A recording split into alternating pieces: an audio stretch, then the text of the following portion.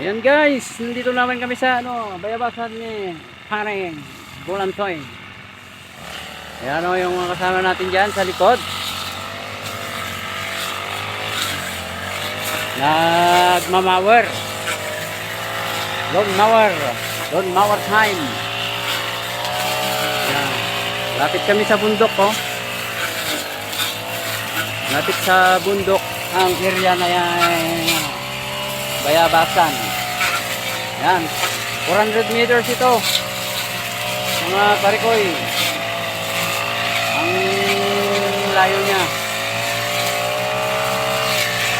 Malapit na sila sa dulo. Saka ito pa, maulan. Ayan, ang oras ngayon ay alas 2.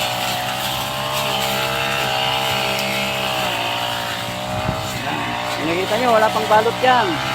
Kasi ang balot dito sa sa October.